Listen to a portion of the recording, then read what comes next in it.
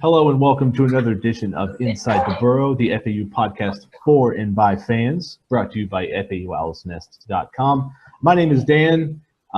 Tonight we are joined with a special guest, and we have kind of the usual suspect now, Shane. Say what's up, Shane. What's going on, guys? And as I mentioned, we have kind of a special guest tonight. Jeez, can't talk tonight. Cyrus Smith from Underdog Nation. What's going on, guys? Former Owls Nest writer, so it's great to be back here talking football with the Owls, man. I'm glad you guys have me on. Thank you so much. I said Underdog Nation. That was It's all good. Underdog Dynasty. My bad. So yeah, FAU coming off a great win. As somebody who witnessed the beginning of this losing streak back in 2008, back at a watch party when FAU still did watch parties, it was pretty nice to be able to see FAU finally beat Middle Tennessee. Final score 38-20, really kind of handled them the whole game.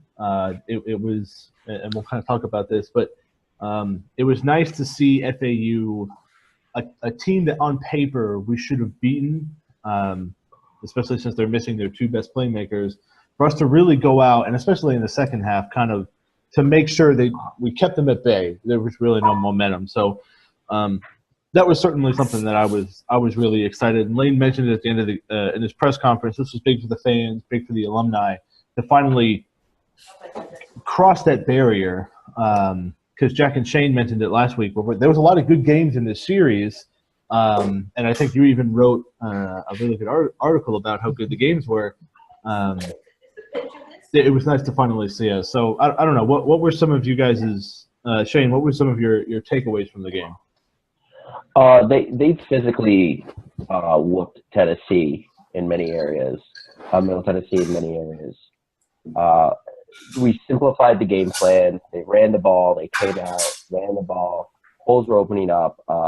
The whole week, Middle Tennessee fans were just kind of touting their defense and how they'd, pretty much slow down Minnesota and their running attack, and Syracuse, who's at least offensively is good in the ACC. And we just came out there and ran it right down their throat. Like I said on the last podcast, I don't know if Kendall heard me, but I said, let's, with our quarterback's kind of inability to throw the ball down the field right now, let's use the tight ends. Both guys combined for 10 catches, over 100 yards, and a touchdown. It was just simple, and it's how many times over the years we've seen people just run it down our throats and feel like we can't stop them whenever we needed. And it was executed beautifully, and we beat a team at home we should have by 18 points, which was a comfortable victory. Yeah, I mean, just to piggyback off what Shane said, I was really impressed with our offensive line. Our offensive line and our defensive line. That's where we really won the game as far as on the line of scrimmage. Middle Tennessee, we've known from them under Tony Franklin, they aren't really a run-first team. They had a converted receiver, I believe, Jacquez Bruce, getting carries back there, and we shut them down just like we expected to do, as far as knowing Middle Tennessee isn't, really good at running the ball, and they didn't run the ball that well. And then another thing that I like to see is that our special teams did well. The biggest thing that Middle Tennessee could have done as far as, winning the game, or even in the past what we've seen playing against Middle Tennessee, the special teams really always kind of came back and kind of caught us. And we won the field position battle. We gave them a long field knowing that their quarterback isn't that great. So we didn't give them any opportunities to have a short field to score on us, and that really paid off dividends in the long run. Every drive that they had ended up being a long drive, and we capitalized. And then, just our offensive line really did well. We ran the ball. They couldn't stop Denver Singletary, and they couldn't run the ball. And I think that's, it was great to see that finally things came into fruition where FAU dominated the team that we were supposed to. Yeah, and people also, we were talking before the show kind of how FAU's defense works. We play a lot of man coverage, a lot of aggressive play. We had 3 interceptions, and maybe 3 by our 3 best corners, Shelton Lewis, Raquan Williams, and Jalen Young, all had an interception. And that's kind of the design with the amount of man we're playing, we're going to give up some yards. We're going to give up some 8-yard catches. There's going to be a lot of third down conversions. But, in those first 3 drives, I believe they attempted 3 field goals, went 2 or 3 on them. We kind of forced them into situations where they had to get first down. And then they can get 1 or 2 or maybe 3 on a drive. If you're not giving up a good play, eventually they're going to make a mistake. The quarterback put the ball in the air 51 times. So, eventually you're going to make some mistakes with that type of offense. It felt good to see finally executed when we got that last pick of the game. It was such a relief. I know people were worried when they made it 31-20 and there was time in the fourth quarter. At that moment, it kind of felt like every game we've seen under Charlie Partridge. We kind of have control of the game. They score. All I can think about is just every blown lead we've had in the last 3 years. Come back down, take a long drive, score, and then finish the game with a pick. It was almost like you were expecting the complete opposite to happen. Yeah, that was, again, it was nice that they never really got that. I mean, that was the closest they really got was when they made it 31-20. And it kind of felt in control the whole game. I felt like we did the things that we wanted to do. We kind of dictated the terms. Some people may be upset about, again, Driscoll not really having much downfield, but Lane said that the plan basically was successful. He did a good job of managing the game. He didn't turn the ball over, which is important, and he made the easy passes that this offense is designed to make. So that was it. That was certainly something that was nice to see us put it all together. And maybe we're getting to the point where we're kind of getting our identity where we're going to run the ball a ton, and we have running backs that can do that, and then we're going to throw the little screen passes, little passes to the tight end over the middle, misdirection type stuff that's going to help us be successful. So, that was pretty solid. It was nice. The beauty so far is week to week, we've gotten better every week. I don't think anyone can argue that. I mean, there's obviously some miscues and frustration in the Buffalo game, but this team has gotten better every week, and it's exactly what Lane Kiffin said before the season when he was kind of talking about Navy, and they're like, he's kind of giving the hint. I don't know if we're ready for this. I feel like we're a team that'll be better towards the end of the year. We'll be playing our best football, and it seems to, I think they like Driscoll because of his ability to run, and I think they trust him a little bit more not to turn over the ball. Half the battle with our offense is getting into it, getting everyone fast, getting everyone to the line of scrimmage, and getting the call, and handing the ball off to Motor before a defensive lineman can even get back in his stance. Accounts for just as much as hitting 1 or 2 deep balls in a game. Yeah, I agree.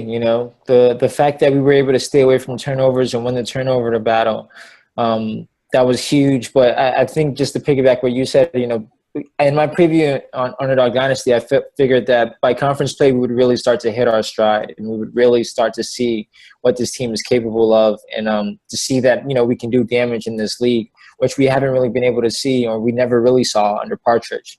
And now I think we're going to really see that, where week by week, the FAU should really, really be looking like the Owls that, we were expected to look like under Lane Kiffin, Yeah, and I think it's just using the talent that we have. I mean, I remember you watch a lot of Conference USA football.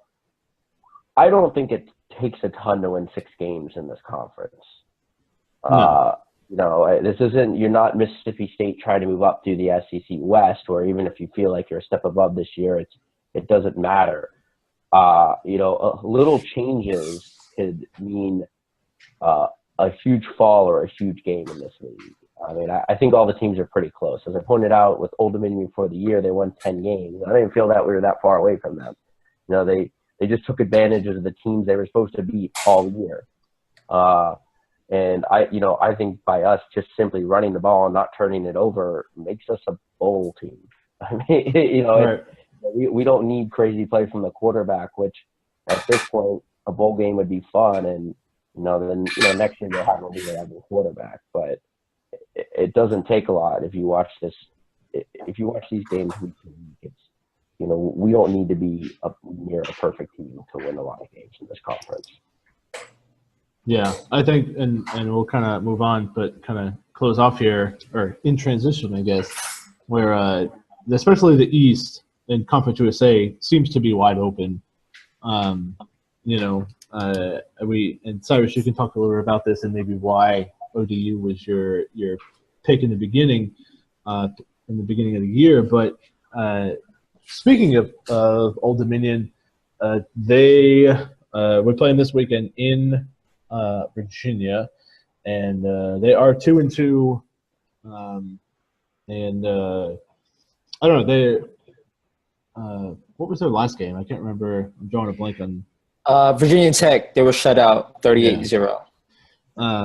So I don't know. Just looking at the line a couple hours ago, FAU still favored, which we were favored against Middle, and I don't know. So that's pretty promising. What do you guys think, Cyrus? I mean, what was it that made, I guess, you choose ODU as your kind of preseason favorite, and then what do you see from the team now? Well, I know that they had lost a lot as far as defensively, primarily with their linebackers. TJ Riggs, he was awesome. And then they lost David Washington, their starting quarterback. But really coming into the season, they had the best line of play on paper, at least, on the offensive line and defensive line. And they really won their games last year, being a run-first team and staying away from turnovers. And I think exactly what Shane said as far as in this league is as long as you don't beat yourself, you're going to win games. And they didn't beat themselves at all. And that's really a sign of the structure that, as far as what Bobby Wilder, their head coach, has pretty much implemented at ODU. So even though they lost a lot as far as defensively and in their starting quarterback, they still had a lot on their defensive line. And given that in their offensive line, and given that their style of play didn't really require great quarterback play, I like them. But going into this year and even entering this bye week, they still haven't solved their quarterback issues, and now it's resulted in them starting a true freshman quarterback who's 17 years old. I had looked him up actually before for last week. He was like a two-star quarterback. He really only had FCS offers other than Old Dominion. And then he was being recruited by Temple, but he never got a scholarship offer. So Old Dominion was his only FBS offer. He started his first game against Virginia Tech. Honestly, didn't look too awful. I know that they got shut out and they didn't really cross the 50-yard line. But I think the play that we saw as far as in the second half when he played against North Carolina and they were able to tack on a few garbage points when the game was already out of hand, I think that's the Stephen Williams that we're going to see in this game. Whereas, I know that the play as far as last week is a bit misleading, but, they still have quarterback issues. And now going forward, I definitely wouldn't pick them to be the favorite in Conference USA, even though that it's wide open, because they can't really score the ball. And they've had to deal with a ton of injuries. And that's fortunately what we haven't, knock on wood, the injury bug hasn't really affected us as much. But at Old Dominion, they've lost their star running back, Ray Lowry, who won't be playing. They lost a few guys on the defensive line, which is, they were at one point they were leading the nation in sacks with 19, and they've already have two guys who might not play against us, who are at the defensive ends, and they've just had to deal with a ton of injuries, and they lost Zach Pascal, star receiver, and then they're getting back Melvin Vaughn, potentially this week, who hasn't really played a lot of games. So they just had to deal with a lot of injuries. It coupled with the youth at quarterback, it hasn't really been a good look for them offensively. Yeah, I mean, you look at some of the scores of their games, and it's not the same team. I've read that the Old Dominion fans, they kind of like what they see out of the quarterback. If you look at his numbers, they're not that great, but I think he has some arm talent. He can run. I don't think he presents as much as a threat as Urza did last week at Middle Tennessee. Urza's still an experienced quarterback. He makes mistakes. He's no Brent Stockstill, but I don't think their skill positions, obviously with the injuries, is even as good as Middle Tennessee with Ali running around out there.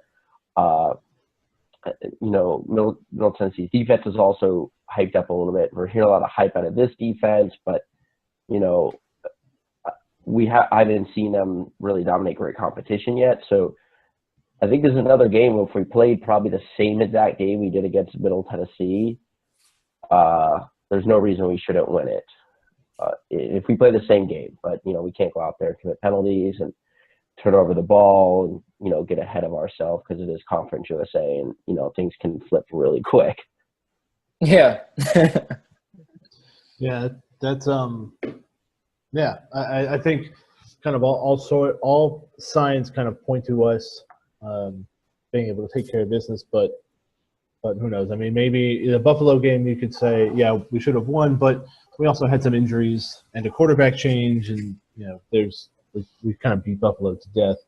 But I don't know. I think we're kind of hitting our stride, and we were talking about this before, and Cyrus mentioned in his preview that around conference time is when we kind of hit our stride, and that hopefully seems as if we're where we're going. So, Shane, I know you're headed up there, and so hopefully you'll bring us some good luck with that. So I guess we'll kind of move on and take advantage of Cyrus being here. Which, like I said, he's the managing editor for Underdog Dynasty. So, I guess if you look at our schedule, Cyrus watches definitely a lot of CUSA football. What's a game that beforehand you weren't really paying attention to on FAU's schedule in Conference USA that now maybe surprise you, or a game that you think we should kind of definitely, obviously FIU, we'll talk about them in a little bit, but what's a game that you think we could circle and think could be a pretty big game this year that you didn't initially think so? I think the game against North Texas last week, they defeated Southern Miss on the road to move to 2-0 in conference play, and they'll be on their bye week this week. They are really, really hitting their stride under the Seth Luttrell. Their second year. The guy, Seth Luttrell is funny. He kind of looks like the head coach from Friday Night Lights. That's the joke down there. But, they look really, really good. Mason Fine, Jeffrey Wilson, Jalen Guyton out wide. He's the former Notre Dame transfer. They've really, really been impressive offensively. And I think going forward, originally on the schedule, I chalked that up as a win. I'm figuring that they were still in their rebuilding phase, but it seems like they're really hitting their stride. And if they come off, they've already, they're playing with a ton of confidence now, being 2-0. And they gave Iowa a pretty good game, similar pretty much to what FAU gave to Wisconsin, being that we hung in there and then kind of faltered late. But that's the game that kind of worries me a bit. It'll be homecoming. Fortunately, we have a bye week to get prepared for North Texas to get, really situated. And especially if we can enter 2-0, we'll be being just as confident. And if they can beat UTSA the previous week, it'll be a battle of unbeaten teams in conference play. So that could be a really, really huge game, a game that I really wasn't paying attention to earlier in the year. Yeah, they've built it up. They're putting up points and they are scoring. Best offense in Conference USA right now. Yeah, I mean it's a really well coached staff. I mean, and this was part of some of my criticism of Charlie Partridge last year. I mean, the team that Seth Luttrell took over was a 1-11 team that had a 66-7 loss. They lost by 59 points to Portland State. And now, last year they made it to a bowl because with 5 wins, which is a huge step. And just year one was, a 4-game turnaround. And now you're starting to see even the next jump where, they're looking like a team that could win 8-9 games easily. That UTSA game is going to be really, really interesting. Yeah. It'll be really telling as far as their ceiling as a program. UTSA seems like, they're the favorite right now as far as they was ranked number 1 in my power rankings for this week. But, if they can get past them, it'll be a huge game. It'll be one of the biggest games at FAU Stadium, especially if we can get through Old Dominion this week undefeated. Yeah. Cyrus, I wanted to ask you about, and this is a team I thought was just going to implode. You heard everything that was going on off the field in the offseason, and it comes out, it looks like their defense is pretty good, and their offense is, with a veteran quarterback, good enough to win games, and that's Marshall. I just thought Doc Holliday was going to implode this year with all the governor stuff. I thought it was just going to be a disaster, and it hasn't. They've improved.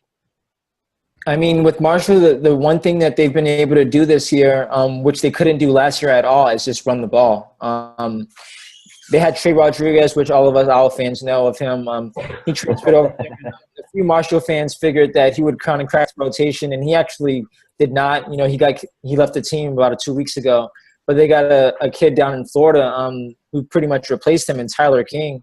And he's really been able to help them as far as bolster the rushing attack. And him, along with Keon Davis, you know, they can run the ball now. So there's not that much pressure on Chase Litton to do everything. And then their offensive line play has been much better too, really. Last week against Cincinnati, they were amazing. They dominated Cincinnati's defensive line. And even though Cincy is going through transition with Luke Fickle, I mean, that's a really nice road one considering where Marshall was at last year, where they were pretty much rumors wherever that, you know, there were team players on selling drugs after games and whatnot, not even concerned about, you know, whether they won or lost the game. I think that's pretty much where the foundation of why this Marshall team is better than last year is the offensive line and their ability to run the ball. And having, you know, former Miami wide receiver Brady Tyree out wide helps a lot too. Just when I thought they were going to go away and kind of implode, you know, you hear about Marshall doing it with Florida kids. And yeah, it's annoying. It's just like, you know, it's funny. It's like right when Conference USA East is kind of like wide open. Of course, the team who dominated Conference USA East when it wasn't really any good, Marshall, you know, comes right back into the picture. Wow, I didn't know Trey Rodriguez is no longer on Marshall? No, 2 weeks ago he left the team, so he wasn't getting any carries. Tyler King kind of unseated him, and he was third, and he didn't like that. So wow, gone. Yeah, no, interesting. You just think if Trey Rodriguez was still on the roster, he probably would have recruited Motor. Yeah. So yeah, that worked out in our favor. So yeah, we had actually a question come in, which kind of we wanted to touch on this a little bit. So if you do have questions, you can certainly send them to us. You can email us or send us on Twitter. But somebody asked, especially right now, since we're kind of talking about bowls, and I don't want to get too far ahead of ourselves, but the question was, would you rather make it to a bowl game and lose to FIU along the way, or beat FIU and not go bowling? It's funny. I read that question, and then as I was listening to the radio 790 on the way home from work, and that basically was the same question, but for Miami. Would you rather beat FSU, or would you rather make it to the ACC championship game? And I think at this point, the rivalry is big between kind of the diehard fans, but in the bigger picture of things, a bowl game is just more important. So I'd much rather lose to FIU and then make it to a bowl game, because that's going to give us the national exposure. The game will have some hubbub, especially if we are, and we'll talk about this when we get to FIU week. But I don't know. That's kind of my thinking. I think FIU is, they're 3-1, but look at the teams that they beat and just barely beat. So to answer the question, they're going to be definitely 3-9 this year. I'll take a bet on that with anybody. They will probably be 3-9 this year. 3-9. You heard it here first. Hot takes. That is not a good football team. That is anytime you have to battle it out with Charlotte to the end at home. Home opener for Butch Davis, nonetheless. But to kind of answer the question, at this point, just with our drought, I'd rather go bowling. We've beaten FIU a couple times in the last couple of years. I mean, I think the last 6 years we've just switched game. It's just the home team has won that game. Yeah. Gone back and forth, and I mean, what has it really done winning that game done for any program at this point? I mean, the win we had at home there a couple of years ago felt great, and then I think last year that loss was kind of the beginning of the end for Charlie, and then I thought he was absolutely cooked after the Western Kentucky game, but. At this point, I want to go to a bowl game. I want some attention. If you read what other Conference USA fans are saying, there's a lot of kind of the old Conference USA fans, the Southern Miss, the Marshall fans, the Louisiana Tech fans who just don't think we belong in the conference for some reason, even though they've been kind of the same program for the last 100 years. Right.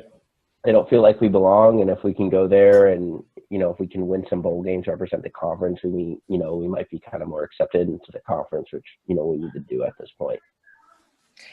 I mean, I was willing to sacrifice a win over FIU to beat Middle Tennessee last weekend. So that lets you know where I'd much rather go to a bowl game. I'm not really worried about FIU as far as the long term. As far as viability against FAU, I feel like we have the much higher ceiling, better athletic department, much more commitment to winning on the football. If it requires them to get, a year of bragging rights for us to go to play on ESPN or whatever and be in a bowl game to get that national reputation and get, have it springboard us to get more practices and go into the next season, with aspirations for a Conference USA East Division title, then I would much rather take that route. I've not seen anything from FIU on the field that has worried me about us losing that game this year. But just for the sake of the question, I would go ahead and let those guys hit a year of bragging rights where we kind of improve the ceiling of our program going forward. So, I would much rather do that. Yeah, me too. People underestimate how important just having the extra practices are. Yeah. 14 extra practices. You got to think that's an extra spring ball. Spring ball is 15 practices. Bowl games usually, range from 10 to 14 practices. I mean, that's huge for a lot of programs. You realize the teams that don't get there always have these long streaks of not getting there. I'm not only going to say it's only because of the practices, but there's just trends. And then there's the teams where it's like, oh, they've been to bowl games for 15, 20 straight years, and even some G5 programs that just continue to go. And it seems like once you build that momentum, you have it. I mean, FAU at the beginning of the program was building that momentum, but we had a coach who was kind of on the way out as well. Yeah. Which kind of stopped it. And then, after you just made blunder hire after blunder hire, trying to fix it, going in each and every direction until, we are where we are now. Yeah. Well, I think that's about it for tonight. We'll dig more into FIU when we get there. But thanks for the question. If you do want to submit some questions, you can always email us insidetheborough1961@gmail. You can also leave us a voicemail if you want to. That was another thing that I sent something out on Twitter about it today, and we were recording tonight, so I don't think everybody got a chance to see it. But if you have, a comment or a question that you want us to answer, or a sizzling hot take that you want everybody to hear. Anyone out there that's 15 years deep after the Old Dominion game, I want to hear that. I might call in. You know what? Send me the number. I'm gonna probably just leave a couple live voice up at Old Dominion. It should be a fun trip. I said to someone, I go to away games all the time. It's the first time I get to go to a away game where we're not like 30-point underdogs, where I'm screaming there like we covered. So it's probably a little bit more inside the conference. A kickoff temperature of like 75 degrees isn't that bad. So enjoy it. But also, before we go, Cyrus, where can everyone find you? I know I read Underdog Dynasty all the time. It's good to read about college football that doesn't swirl around Alabama and Clemson. You can find me on Twitter at CoolCyWrites. I need to get my FAU followers up anyway.